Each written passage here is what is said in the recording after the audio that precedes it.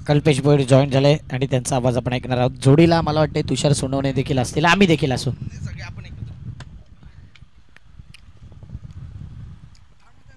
धन्यवाद संदीप गावंड, धन्यवाद अक्षय, धन्यवाद तुषार. सगळ्यांचं पुन्हा एकदा संध्याकाळ सत्राकडे आपण वळतोय. होळी चषक 2025 चुचंद्रगावची एक मानाची स्पर्धा, आवडीची स्पर्धा तुम्ही बघताय. यंदाचं हे 9वं वर्ष आणि पुढच्या वर्षी निश्चित रूपाने दशकपूर्ती, म्हणजे निश्चितच या स्पर्धेचा आणखीन भव्य दिवस सोहळा असेल. सध्या सामन्याकडे आपण वळूया. 40 धावांचं लक्ष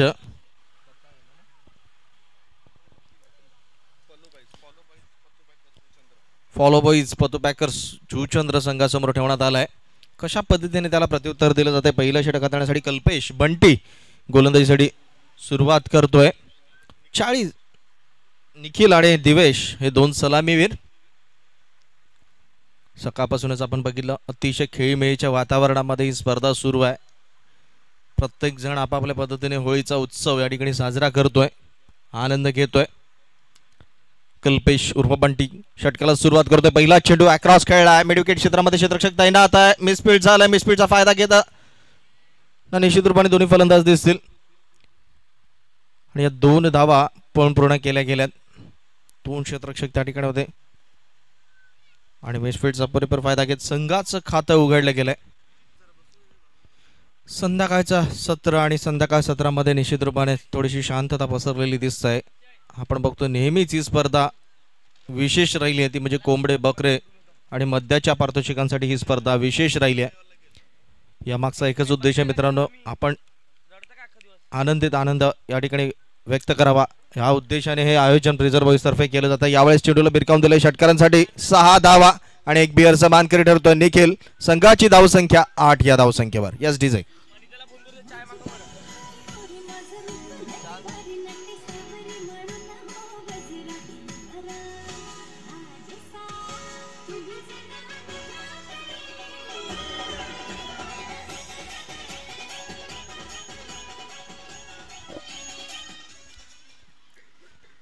सुरुवात अतिशय चांगली झाली आहे. निखिलचं होम ग्राउंड आहे. बऱ्याचशा व्हिडिओ नेहमीच तो स्टेटसला आपल्या शेअर करत असतो की आम्ही अशा पद्धतीने क्रिकेटमध्ये, आणि दोन्ही एकाच संघाचे खेळाडू आहेत. आता मात्र मोठा फटका खेळण्याचा प्रयत्न जरूर झाला. चेंडू हवेमध्ये, क्षेत्ररक्षक चेंडूपासून दूर, नो मॅन लँड्समध्ये चेंडू पडतोय. तोपर्यंत सहजरित्या या 2 धावा आरामामध्ये पण पूर्ण केल्या गेल्यात. चांगली धावगती राखण्याचा प्रयत्न नक्कीच होतोय. मात्र एकीकडे कुठेतरी निखिलच्या डोक्यामध्ये चित्र हे वेगळं दिसतंय की लवकर सामना संपवावा अशा अनुषंगाने तो अटॅकिंग बॅटिंग करण्याचा प्रयत्न करतो. मात्र ही गरज नाहीये, कारण की सुरुवातीच्या 2 चेंडूमध्ये 8 धावा आल्या होत्या आणि नक्कीच चांगली बॅटिंग तो करते, पण तो फटका फसला होता. कॅच जर घेतला असता तर मॅच मध्ये वर्चस्व दाखवलं असतं. एसएससी बॅचने भावेश जोगलेने प्रयत्न केला, लॉंग चेस होता, कॅच सुटलाय. नक्कीच एक चांगला प्रयत्न बघायला मिळाला. मात्र सध्या तरी एसएससी बॉईजला विचार करावा लागेल की विकेट्स लवकरात लवकर कसे मिळतील यावर लक्ष केंद्रित करावं लागेल. आता मात्र पुन्हा एकदा झेल सुटलाय. असं वाटलं होतं की धावता झेल टिपला जाईल की काय. मात्र धावसंख्या 11 या धावसंख्येवर जाऊन पोहोचत आहे. चेंडू राखून झाले ती म्हणजे 4, अजूनही 2 चेंडू येणं बाकी.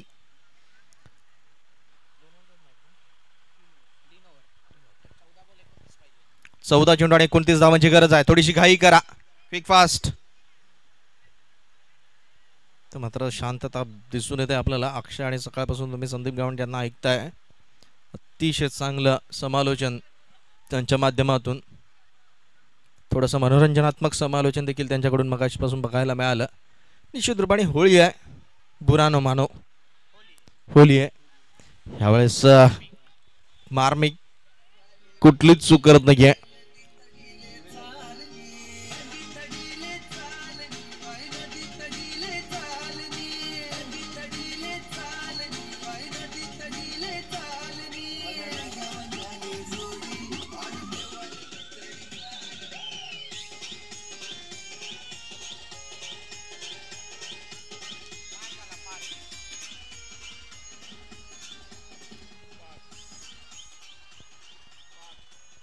पार्थ येतोय, नवीन फलंदाज दिवेश या ठिकाणी स्वस्तात बाद होतोय. सुरुवात तर मात्र चांगली झाली. जी आवश्यकता होती धावसंख्येला रोखायचं असेल तर विकेट घ्यावा लागेल, थोडासा दबाव निर्माण करावा लागेल आणि तोच प्रयत्न. कारण की लक्षात घ्या, आपल्याकडे आपण सध्या तरी कमी षटकांचे सामने ठेवतोय. प्रत्येक संघाला संधी मिळाली पाहिजे. प्रत्येक खेळाडूची इच्छा असते की होळीची स्पर्धा आम्हाला खेळायची आहे. जो प्रॅक्टिस सुद्धा करत नाही असा खेळाडू सुद्धा याच्यामध्ये सहभागी होण्यामध्ये उत्सुक असतो. कारण की पारितोषिकच तशी असतात की त्यांचा उत्साह वाढवणारी पारितोषिकं ब्रिजर बॉईज कडून दिली जातात.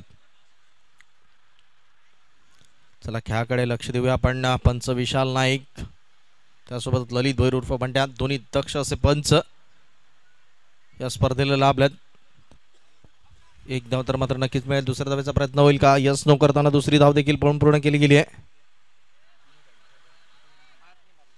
2 धावा आणि या 2 धावेनिशी धावसंख्या 13 या धावसंख्येवर पहिलं षटक संपलंय. 1 गडी बाद 13 अशी स्थिती बघायला मिळत आहे.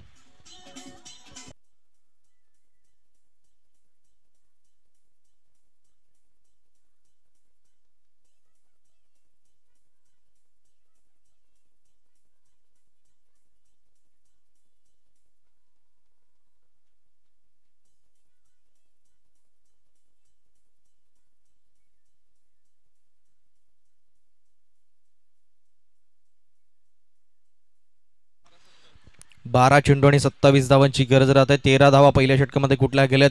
एक जो रन रेट मेंटेन करायचा होता तो निश्चित रूपाने मेंटेन झाला आहे असं म्हणायला काही हरकत नाही आहे. कारण की सुरुवात चांगली केली आहे. त्याचं खास करून निखिलचं कौतुक करावं लागेल. एक मोठा फटका निखिलच्या बॅटमधून आला, त्यानंतर थोडीशी समीकरणं जी आहेत ती बदललेली दिसत आहेत आपल्याला. आणि आता मात्र हे षटक फार महत्त्वाचं असेल. भावेशकडे हे षटक सोपवलं गेलंय आणि निखिल सारखा फलंदाज जुनी मैदानावर तग धरून आहे. सध्या तरी डोक्यात एकच असेल की निखिल सारख्या फलंदाजाला बाद करावा लागेल सामन्यामध्ये पुनरागमन करायचं असेल तर, आणि तोच प्रयत्न नक्कीच असेल. यावेळेस मिस टाइम स्ट्रोक झाला. क्षेत्ररक्षक चेंडूच्या खाली झेल सुटला आणि मोठा हादरा बसू शकला असता निखिलच्या स्वरूपाने, मात्र निखिल त्या ठिकाणी झेल सुटलाय आणि निखिल सारख्याला जीवनदान दिलंय.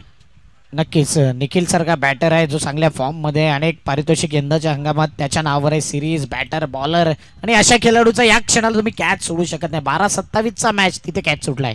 आणि खरं तर कॅच सुटला की मॅच सुटला ही येणारी वेळच आपल्याला सांगणार आहे अक्षय. कारण की ज्या पद्धतीने आपण बघितलं चांगल्या चेंडूची हाताळणी जरूर केली होती भावेशनं, तो तर नक्की मात्र झेल महागात ठरेल का? मात्र भावेश पुन्हा एकदा पुढचा चेंडू घेऊन जाण्याचा प्रयत्न आता मात्र खूपच बाहेर सोडतो आणि नो चेंडूचा इशारा पंचांनी घोषित केला गेलाय. खराब डिलिव्हरी. धावसंख्या 15 या धावसंख्येवर अशा पद्धतीने चेंडू टाकणं निश्चित रूपाने टाळायला हवं.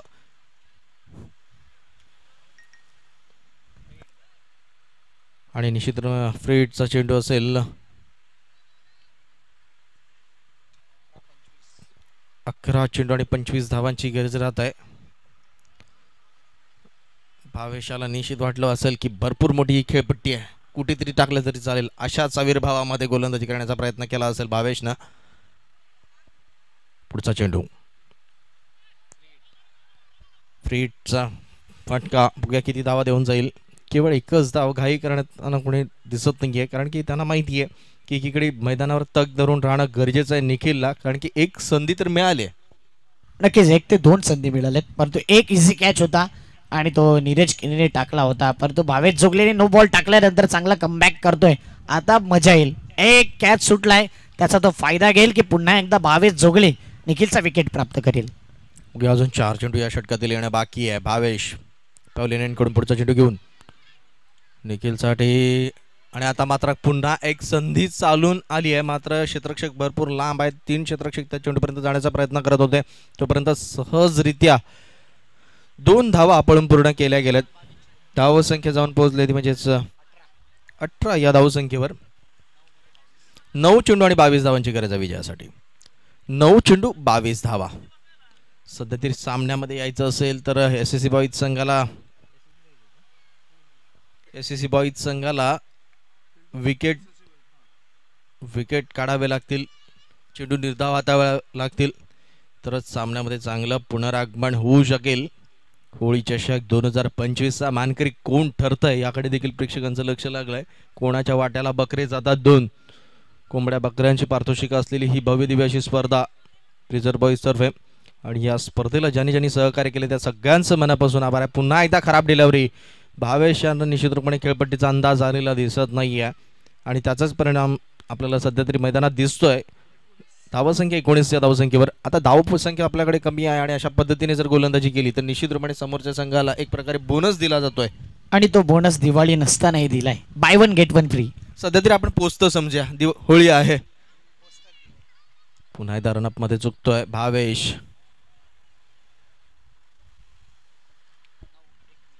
9 चेंडू आणि 21 धावांची गरज.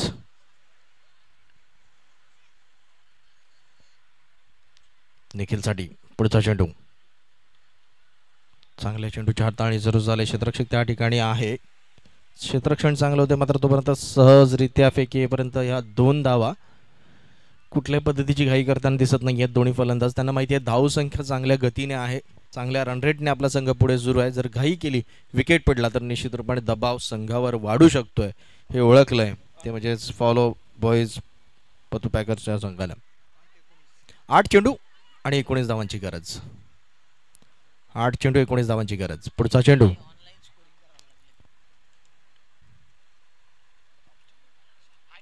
मात्र चांगल्या चेंडूच्या हाताळणी जरूर आहे. त्याच पद्धतीने खेळला. यावेळेस कुठलीच चूक केली जात नाही. या निखिल हा फलंदाज बाद होतोय. 2 वेळेला निखिलला जीवनदान मिळालं मात्र यावेळेला आम्ही आता ती चूक करणार नाही कारण की संघ ऑलरेडी आमचा अडचणीत सापडत चाललाय. एक मोठा विकेट, मोठा गडी बाद होतोय निखिलच्या रूपानं. फॉलो बॉईज पतूबाई संघाला हा मोठा आदरा बसला आहे.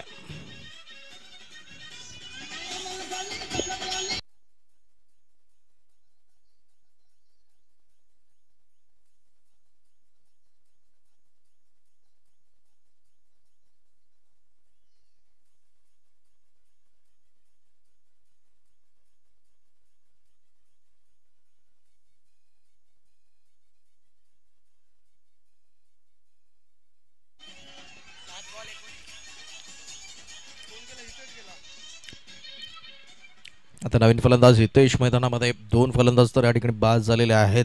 बघा थोडासा दबाव जाणवतोय. पतू पॅकरचा संघ आहे. प्रथमेशला देखील टेन्शन आलं, लगेच तो खाली उतरला. थोडंसं या ठिकाणी आपल्या संघाच्या दिशेने जाताना दिसतोय. स्वाभाविक आहे मित्रांनो, लक्षात घ्या स्पर्धा आहे. उत्साह जिवंत ठेवायचा असेल तर या सगळ्या गोष्टी निश्चित रूपाने कराव्या लागतात. चेअरअप करावं लागतं आणि कदाचित तोच एक प्रयत्न यावेळेस अपील जरूर झालेलं आहे. फॉर द विकेटचं काय घडेल बघूया. धावबाची देखील संधी आहे. यस नो करताना मात्र सुरक्षितरित्या क्रीज मध्ये पोहोचतोय फलंदाज.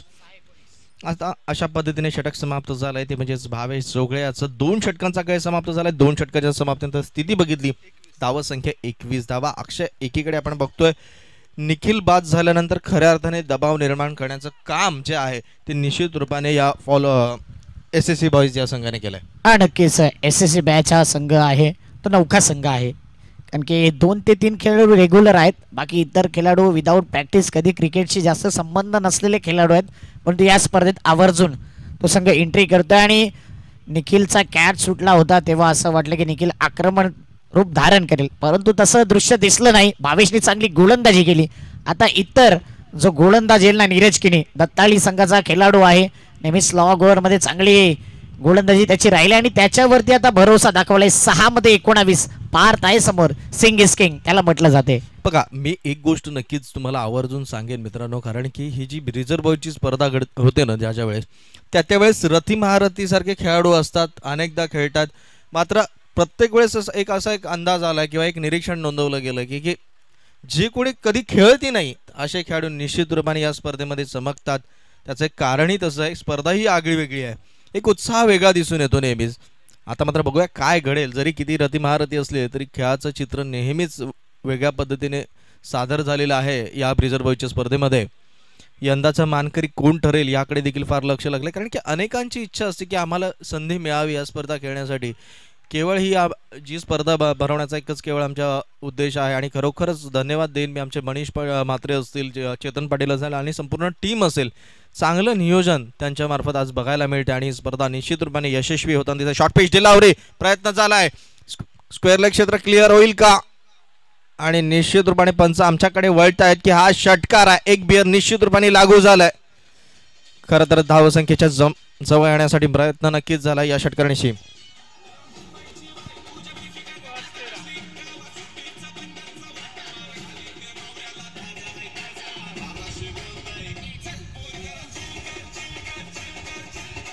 खराब चेंडू होता आणि हुकचा फटका चांगला कन्वर्ट केलाय. पहिलाच बॉल असं वाटलं की प्रॅक्टिस बॉल टाकलाय की काय. हुकचा फटका शॉर्ट ऑफ पिच डिलिव्हरी होती आणि हाफ ट्रॅकर चेंडूला पार्थ व्यवस्थित खेळतोय. आता मॅच मध्ये मजा आले. 5 मध्ये 13 ची गरज आहे.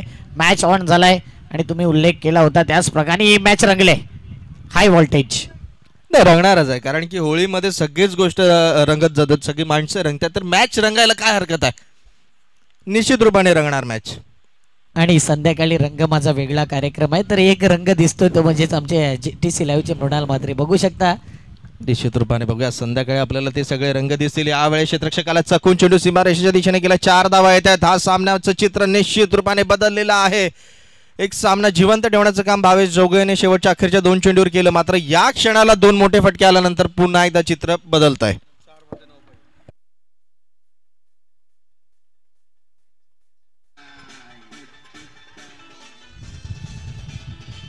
4 बॉल 9 ची गरज.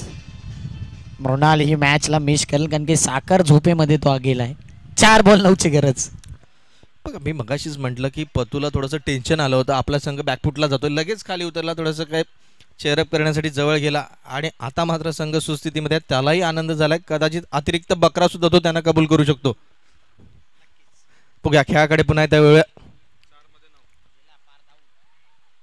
मात्र बेस्ट टाइम स्ट्रोक झालाय. क्षेत्ररक्षक मात्र दूर आहेत. प्रयत्न जरूर केला जातोय. 1 धाव तर पळून पूर्ण केले. दुसऱ्या धावेचा प्रयत्न यश न करताना कॉलिंग चांगलं झालंय. 2 धावा पळून पूर्ण केल्या गेल्यात.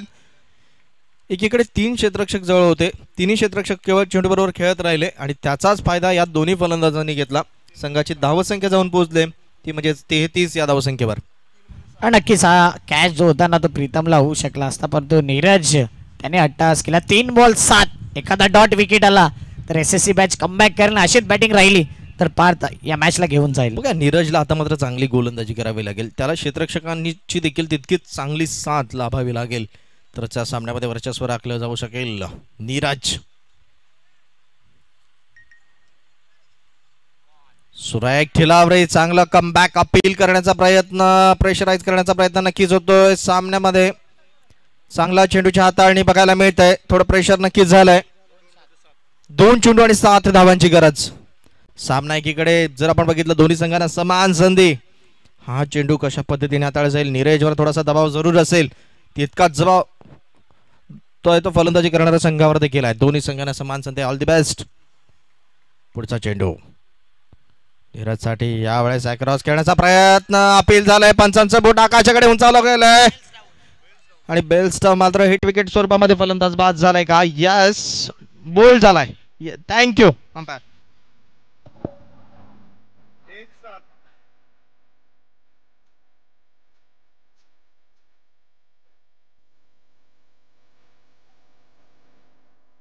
मध्ये 15 बनवल्या.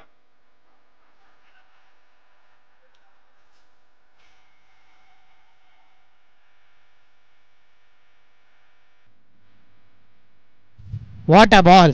जबरदस्त चेंडू होता. स्टंप वरती नेम साधला गेला. बेल्स डाऊन झाल्यात. एष्ट्या उद्ध्वस्त. 1 बॉल 7. इथे एकच गाणं आठवेल. जर झाली गलती से मिस्टेक तर मॅच मधून मात्र कुठेतरी दूर जाऊ शकतो. इथे सरळ षटकार आला ना तरी 1 रनने जिंकेल कारण की कंपल्सरी चेसिंग नियम आहेत. बघा आतापर्यंत नीरज सुरुवात जर बघितली थोडीशी नीरजने सगळं थोडा काही क्षणासाठी नाराज केलं होतं. आता पुन्हा एकदा चांगलं कमबॅक नीरजने केलं आहे आपल्या संघाला. आता मात्र 7 धावांची गरज आहे एका चेंडूमध्ये. पुढे काय घडेल हा चेंडू फार महत्त्वाचा असेल. ह्या चेंडूवर सगळं गणित निश्चितपणे अवलंबून आहेत. कशा पद्धतीने हा चेंडू हाताळला जाईल. मोठा फटका खाण्याची संधी दिली जाईल का की एखादा खराब चेंडू पडून समोरच्या संघाला एक पुढची संधी मिळेल. होळी चषक 2025 अतिशय रंगतदार सामना. शेवटच्या चेंडूपर्यंत हा सामना गेलाय. दोन्ही संघ चांगल्या पद्धतीने खेळलेत. झुंज दिली आहे. मगाशीच एक चर्चा केली होती. यावेळेस हा सामना जिंकलाय SSC बॉईज संघानं. मी मगाशीच म्हटलं होतं आतापर्यंत या स्पर्धेचा इतिहास राहिलेला आहे. रथी महारथींचा संघ असू दे तो मात्र बऱ्याच काळ टिकत नसतो, कारण की हा ऑब्झर्वेशनचा पार्ट आहे मित्रांनो. बऱ्याचदा असे संघ जिंकलेले आहेत. मात्र हा सामना जिंकून दाखवलाय. चांगला खेळ खेळत सगळ्या खेळाडूंनी. अतिशय खेळीमेळीच्या वातावरणामध्ये हा सामना जिंकलाय. लक्षात असू द्या कोणी जिंको कोणी हरो, मात्र या खेळाचा विजय निश्चित रूपाने होणार आहे. आपण ही जी स्पर्धेचं खास वैशिष्ट्यच ते आहे की आपण एकोप्याने एकत्रित पद्धतीने यावं, ही स्पर्धा एन्जॉय करावी. होळीच्या निमित्ताने का येऊ नये, पण आपण या ठिकाणी एकत्र येऊन या स्पर्धेला एक चांगलं सहकार्य करावं, हा यामागचा एक मूळ उद्देश असतो.